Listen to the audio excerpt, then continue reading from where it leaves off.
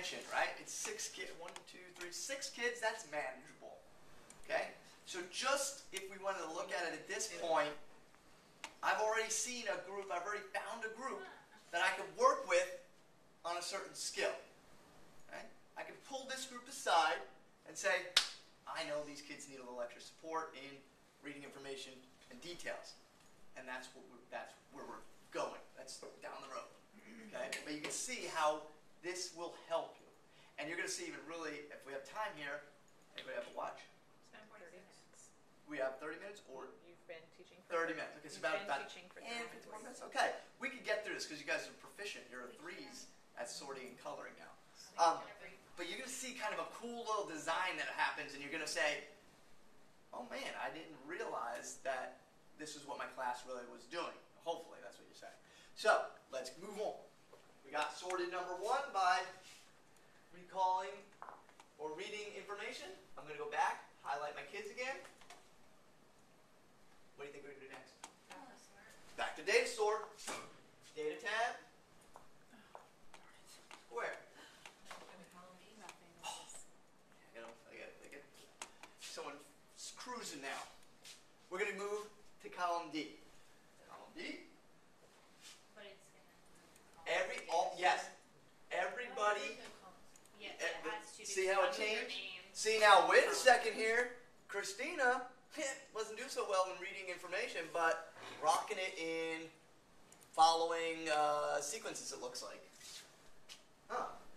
Okay. So now you've identified, and what we're going to see is trends in how they are performing.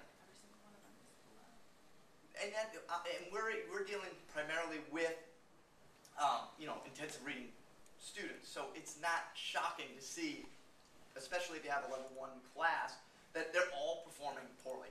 And we'll work with you on that, because obviously having 14 kids is not a small group.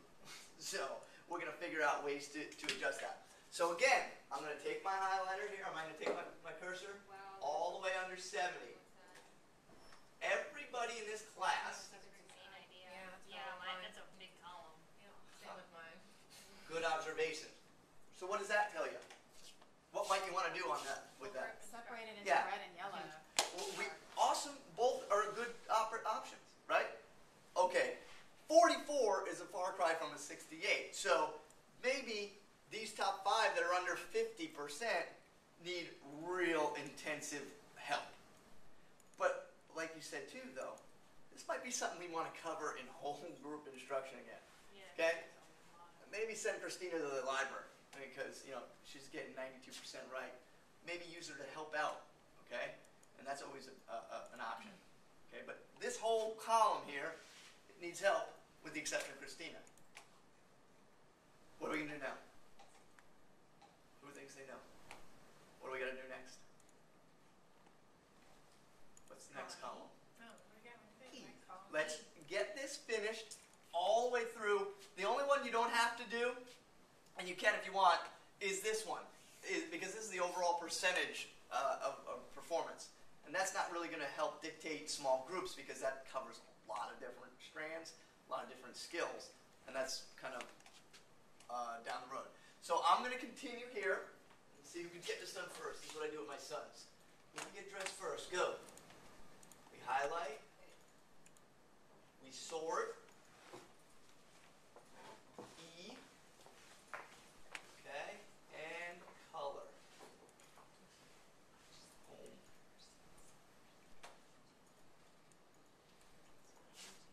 All right. Make sure you highlight all. Nope, you can't highlight that whole thing because you can only highlight the student names. There you go. And if you have multiple classes in here, don't do all of them because when you data sort them like that, it'll group all their kids into one class. Oh, that's a good idea.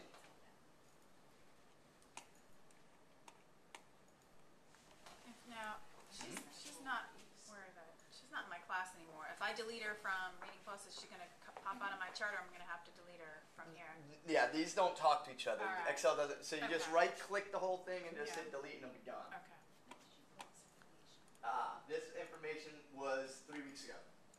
So, do you see a glare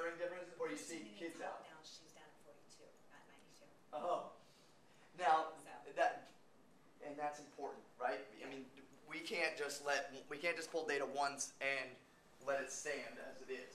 Oh, you have the new data, right? I just downloaded it. Right, yours is Business today. Pass, right. Yeah, mine is 3 weeks ago. And of course, when you're dealing with these, and if you go back to the program, you can see the number of questions they've answered. So if she's only answered 4 questions, she could either be at 25, 0, 25, 50, 75, or 100. So kind of keep that in mind. I'm going to keep going. I'm going to get mine sorted and show you what it kind of looks like. And this data captures everything that they've done on the program, or just the last month at a glance? You are awesome. Okay? I love this. Watch what I figured out. Okay? Go back to this, and you can look at this if you want to as you're sorting. Hopefully I didn't get logged out. But watch what you can do. That's a good observation. Okay? Because we all know there are kids that maybe started the program, screwed around, isn't a good indicator of what they're doing now. You know, what can we do about that? Well, if you come here, okay, and I'm going to keep the same report. That was the detailed report on guided reading. I'm going to go time period. See that pull down tab? Okay? And I can do, obviously you can see, the last 120 days, 90 days, 60 days, last 7 days. You're probably not going to get, especially depending on how often you use the program, you're not going to get a lot of information from last 7 or 15 days. But I can pick either last 30 days. Now that's calendar days though. Okay, so you know, especially with winter break, that might not be a good indicator because they had 15 of those days off. Okay, but so I can go down to a custom time period and choose. If I want to look at what they're doing just this quarter, I can go back to what they're doing this quarter. I have to have the school calendar, which I don't have, but I can pick the beginning date, end date, and then I'll show that data will change. So that's, I think, valuable. But if you don't select that, it's just It'll be the whole program? class. It'll be, yep. Year to Cumulative. date, right? What's that? Year to date, everything. Yeah, cumulative from the beginning, when they started, to that day. Just from our class, or if they were on this program last year with another teacher, it This doesn't class. do that? It'll be Okay. this class. All right. That's a good question. All right. Thank you. All right. I like to answer questions. All right, so I'm going to go back, get out of there, and have my things sorted. And what you're going to see, and I've noticed already that some people are using multiple colors to highlight. That didn't work. That was F, right?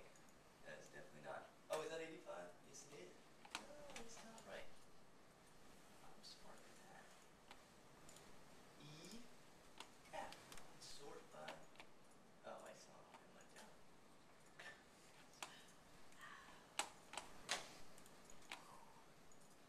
This could be very cathartic. Get into a good rhythm.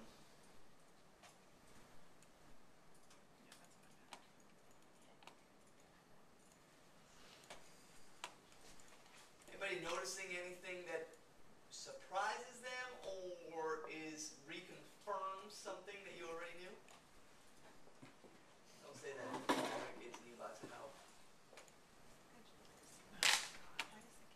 Because I keep cooking on the name instead of. Instead of the numbers. Oh, wait, they highlighted Believe me, as you work with this, swords. you're going to get much more What's it, proficient. Josh's name? If they don't have enough, they don't have any questions for that. Yeah. Oh. And as you can see, understanding persuasion, I think it's pretty consistent. I know, I went to zeros. Why? Can you put on that number? Okay then. But I've also got a bunch of hundreds. You have a couple zeros. Yeah, but I've also got more hundreds on that column too. Oh, It's just an actual interesting zeros. column for them to There's- be scoring either a 0 or a 100 on. Well, and if I look at this One column, question on my it. guess is, There's you know, like 67% 1 or 2 means they only have 3 questions. Yeah. 75 means they probably have 4, and who knows, 1 on it. Yeah. Amanda, who just left, Yep. deals with these all the time, so she just gave me this tip as she was walking out. Awesome. She said if you just highlight the one column, then you don't have to go to the sort box. You can just go to the up and down,